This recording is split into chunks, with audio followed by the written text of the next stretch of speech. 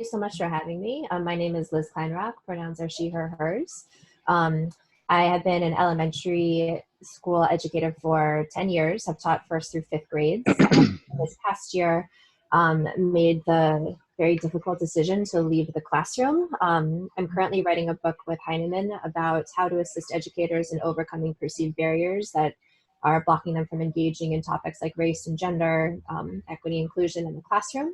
And currently work with a lot of schools from all around the country on developing anti-bias, anti-racist practices for their community of learners.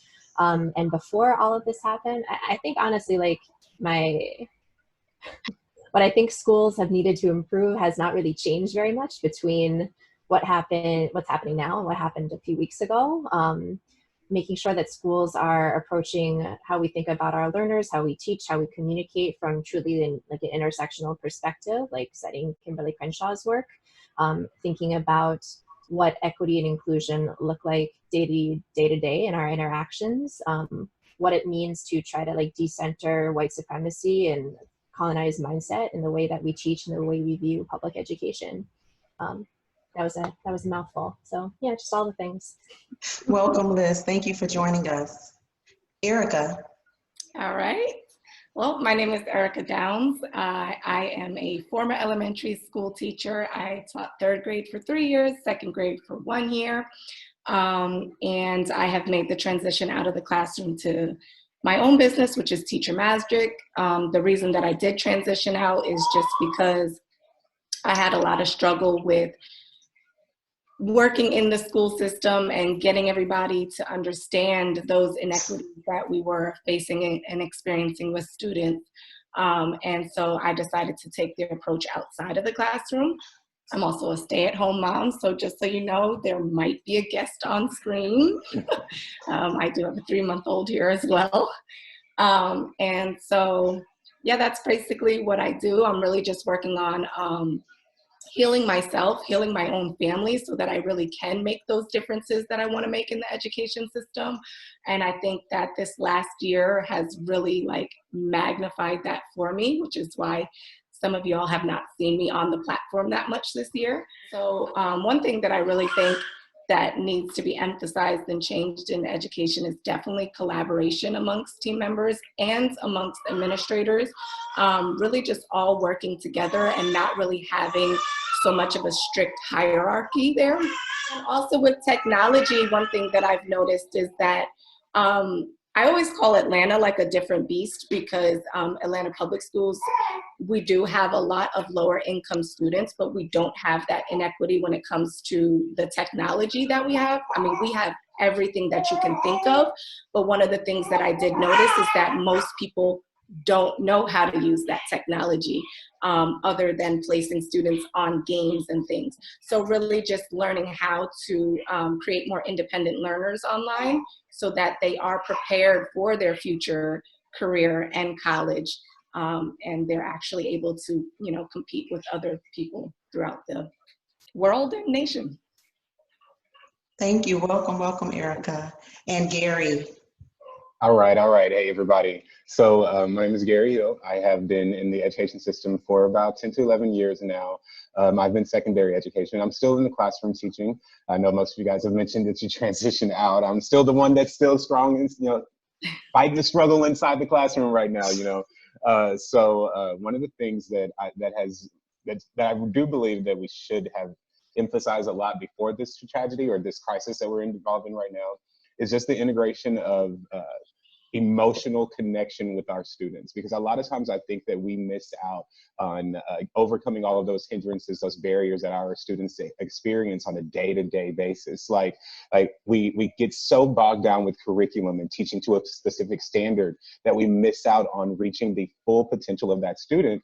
And so that's been my focus in these past years that I've been in my classroom, is not just building that student's academic capacity, but building their all around capacity as a human being, as an emotional human being. Because believe it or not, at the teenage level, they are strictly emotional beings, And so if we forgo the entire emotional aspect of the student, then we're going to miss out on a huge part of their academic growth. And so that's been my biggest thing, is trying to somehow integrate a more of an emotional connection between the student and the curriculum, as well as the teachers and administration too. So that's where I stand on the whole situation.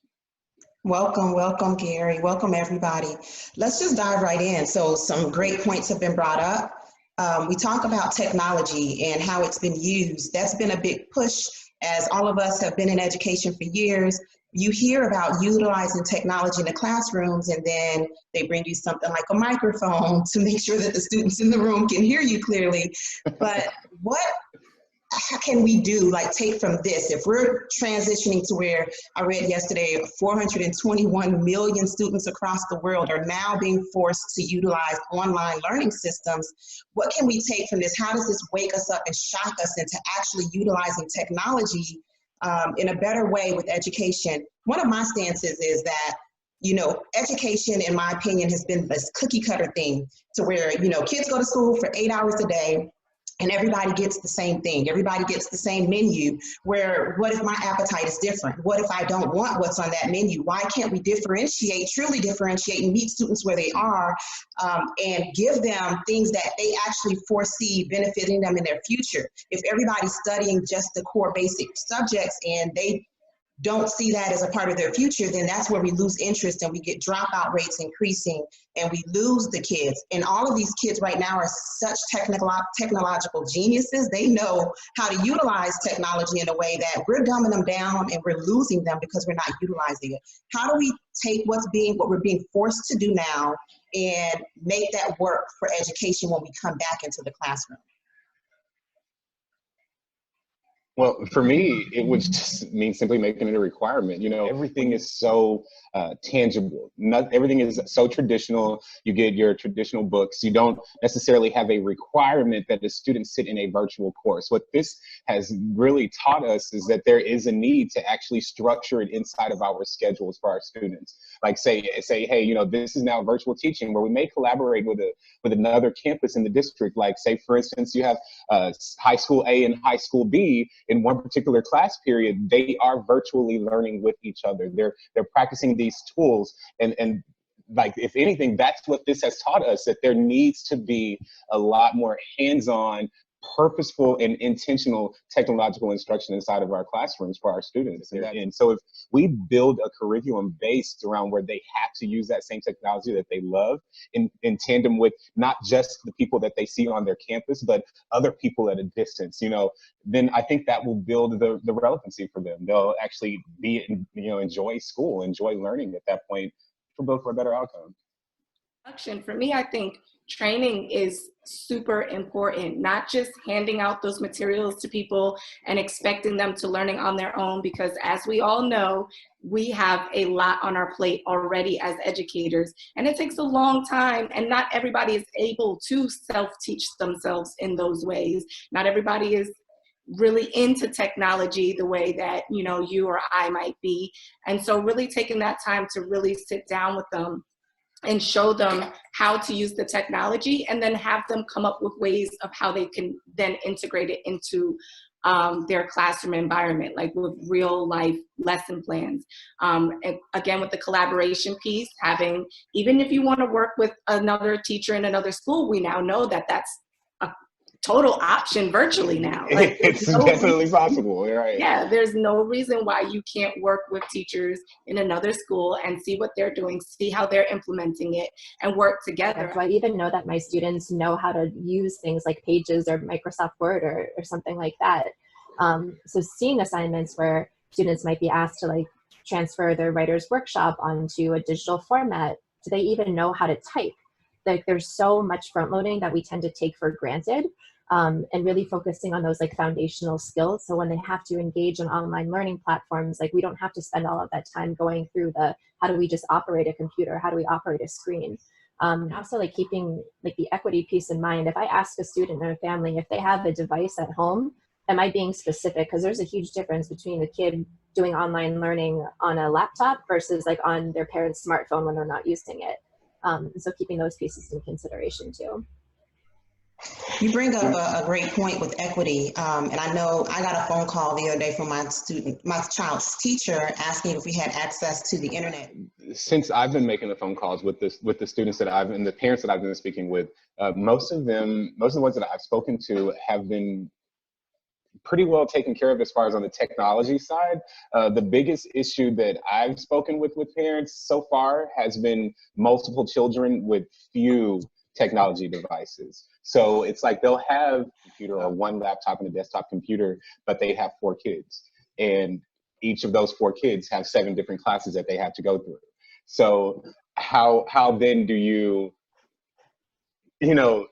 separate time up equally so that each kid can get the right amount of time for each class, And so that's been like probably 50 to 60% of the parents that I've spoken with so far have expressed that concern. Now, technology accessibility is one of the biggest issues, one of the biggest concerns that should be addressed. Recognizing that when you are like 6 or 7 years old, it's probably not going to be best for you to be sitting in front of like a Zoom classroom for X number of hours per day. So like if there are educators out there listening, recognizing that, yes, we want to create consistency and structure for our kids, but that probably does not mean trying to replicate your entire classroom schedule within like a virtual space. I think that it's just equally important to tell everyone just to relax. When you get to it, you're good, but because stress and pressure will also can cause a lot more confusion and tension amongst the students and the children. And it's like, it becomes an even more unfair, disadvantaged situation. Now you bring up a really important, you jumped us to another topic. Oh, my bad. No, you're good. Stress and pressure. I've been seeing how domestic violence rates have increased in the last few weeks. Child abuse rates have increased in the last few weeks. So we have kids who school is an escape for them. School is their safe place. School is where they eat. School is where they get hugs that they don't get at home sometimes. So how do we, reach those kids, or how do we make sure that these kids are still emotionally taken care of? What are your thoughts about the emotional impact that this is having, not just on the kids, the families? You're in a household that now everybody is tense, and then that creates additional problems, and now you want me to teach the kid as well. But just like 5 months ago, I was in like the same situation, like no internet access, and the teacher's like, please have her get online. And I'm like, making these excuses as to why she couldn't get online. But the real true reason was I literally didn't have internet access. Like I couldn't afford it, and then like, just moving forward into going deeper into what my situation has become, like my child is extremely under a lot of stress from her changes in her family life as well. And so, she's got all of that. And then she's in a different school now. And then on top of that, it's like, boom, now you can't even go to school and you have to stay in this environment. So there's just like so many changes that are going on. And I can see it, like, she has bad eczema. So her eczema is flaring up. She's just under a lot of stress, and I can tell.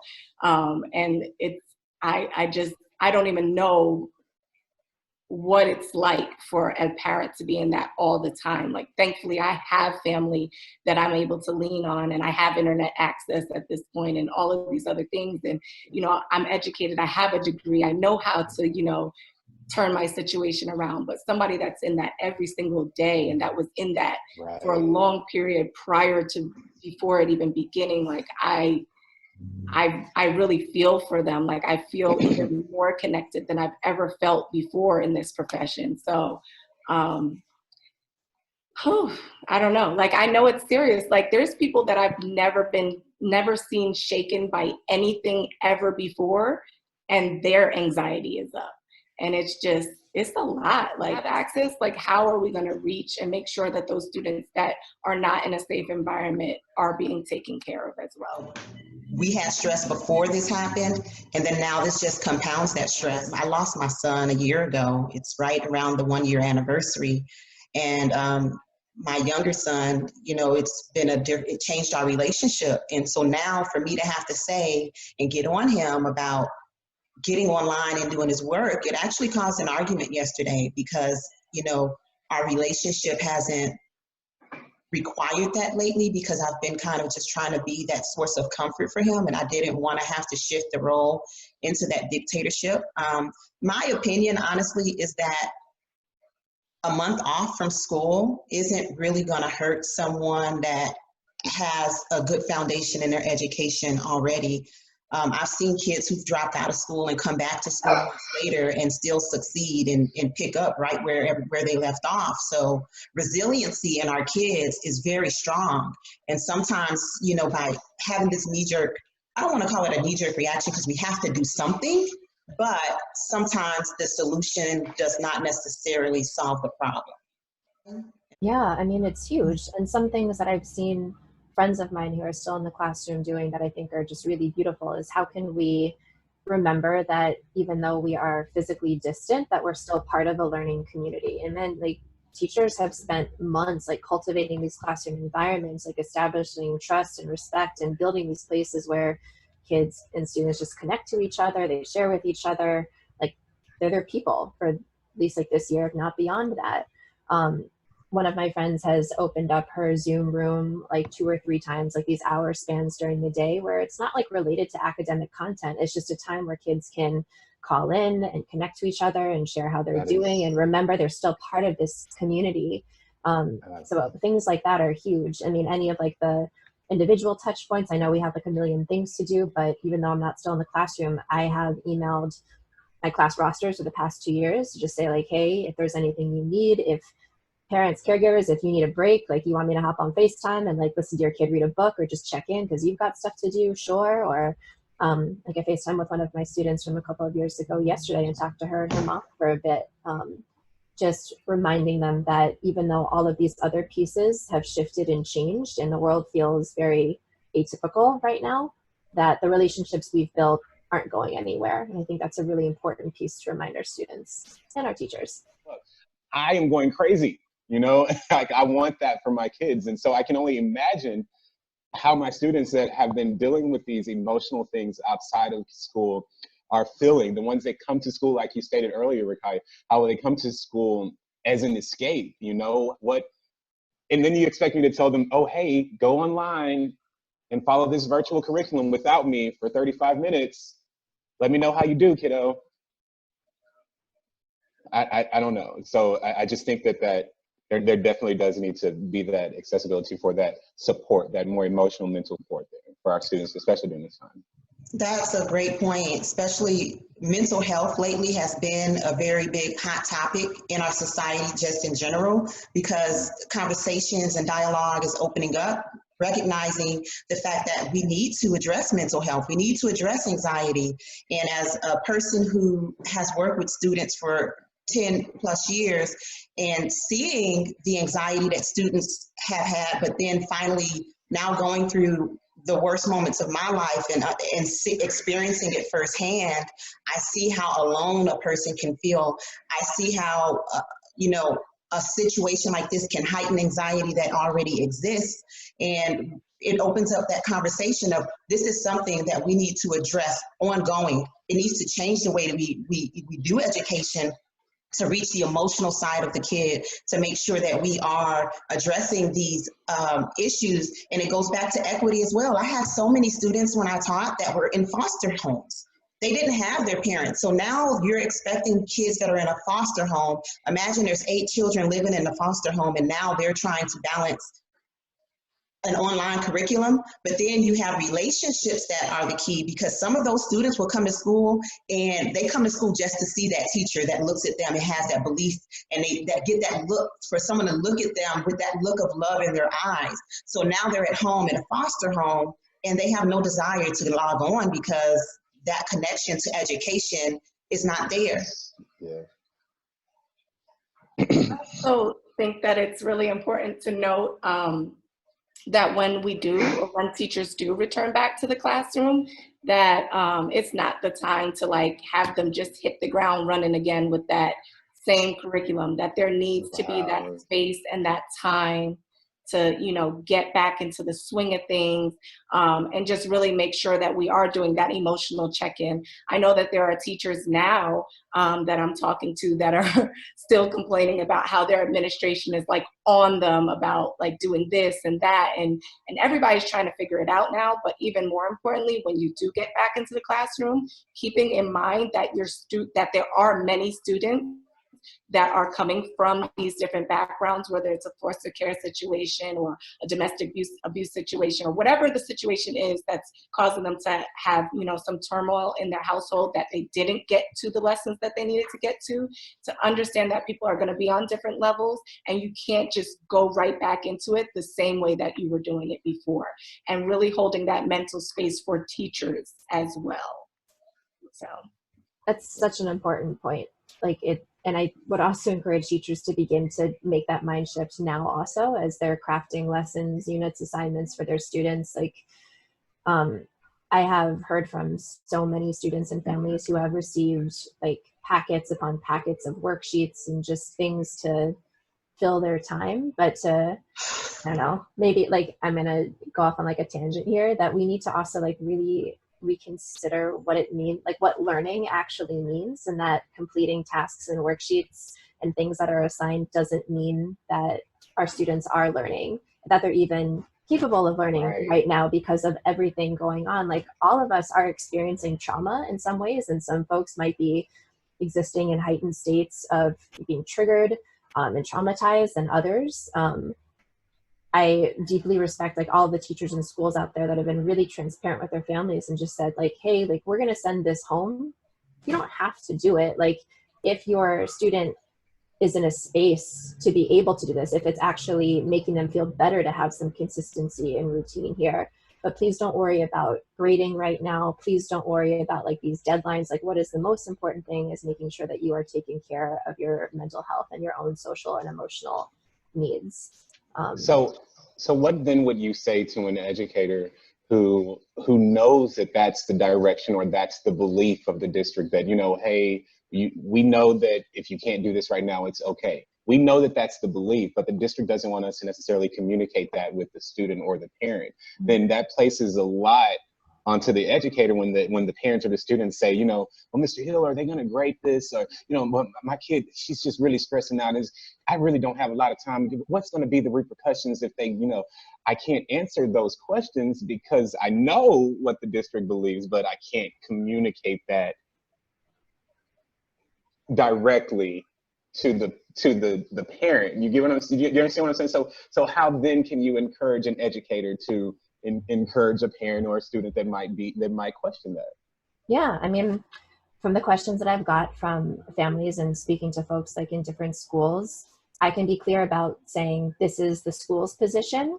I can tell you, and I can just keep it as that and keep myself detached from that and say, if your student turns this in, like anything that I get, I'm going to consider like completed, just because they did it right now. And we are living in a, you know, a very scary time. The fact that they got any task completed, like, sure, if you turn it in, like I can give you credit for that.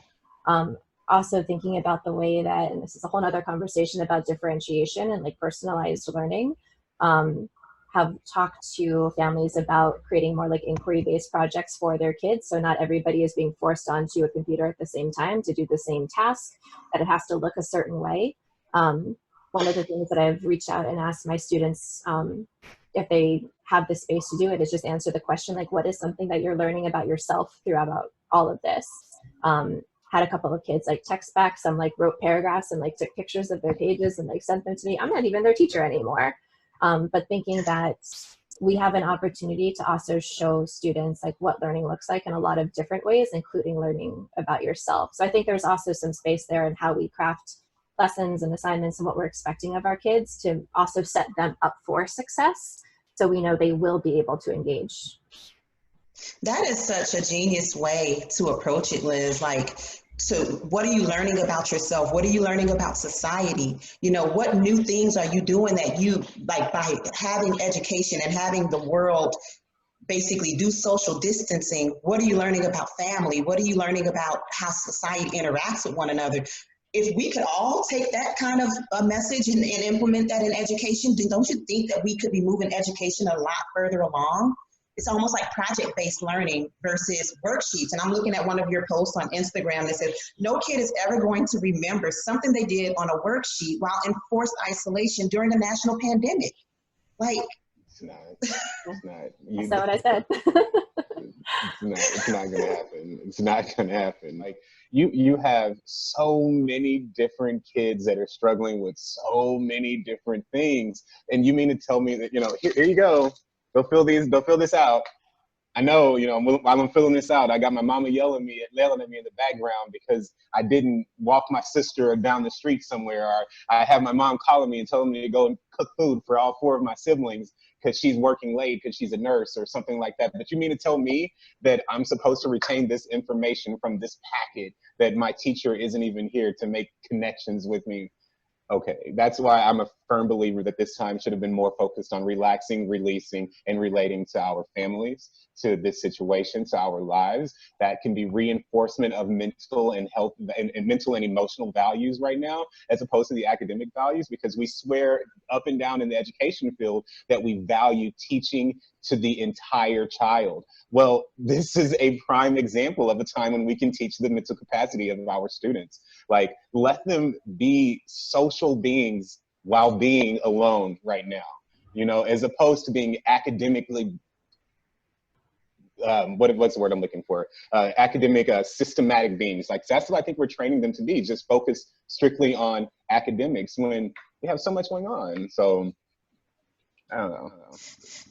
Wow. And so in the past, the traditional educational unit with the systematic beings, we've always been teaching to the test. And educators have been saying for years, like, let's stop teaching to the test. These standardized tests are biased, there are biases that exist within those tests. So how do we process now that, okay, the standardized test is gone for this year, and we know they're going to try to bring it back next year? What can we as teachers, as educators, as people who care about the progress, the progression in education, how can we come together and convince society that, okay, if we survive this year without standardized tests, let's not bring them back?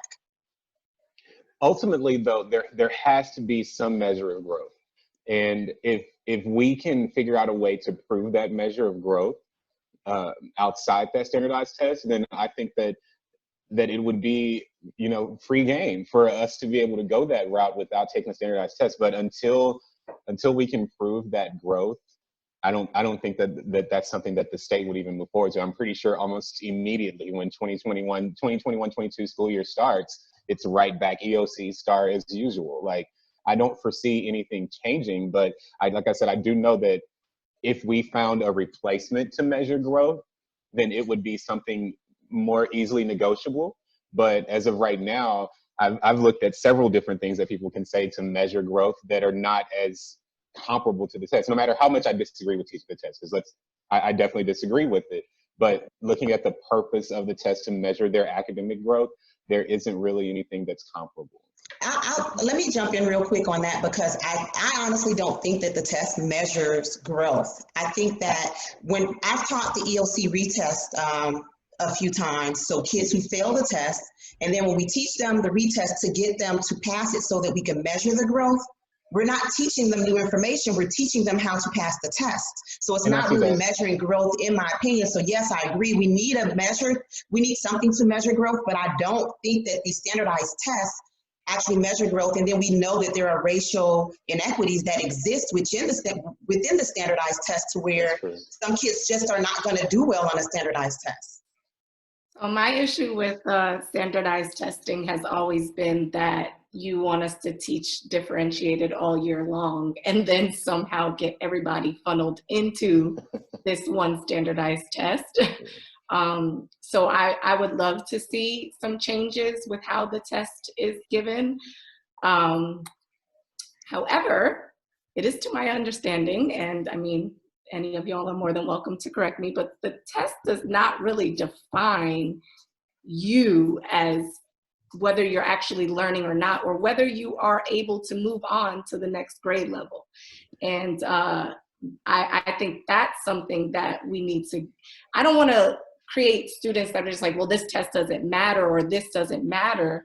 But not putting so much focus and so much pressure on them to pass that test, and looking at as a whole, what are they doing throughout the school year? Like how, like, and being honest with yourself as a parent and as a teacher with that child, is this student really ready to move on to the next grade level or not? Because there's plenty of students, I know plenty of people that are great test takers and not necessarily, you know, the smartest, or however way you want to put that, for lack of better words.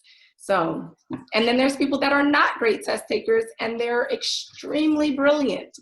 And just figuring out what is really your ultimate goal, what actually is success going to be for you, because that test doesn't really mean that much to me. I mean, for me, I understand. I understand the perspective, but it's like a melting pot.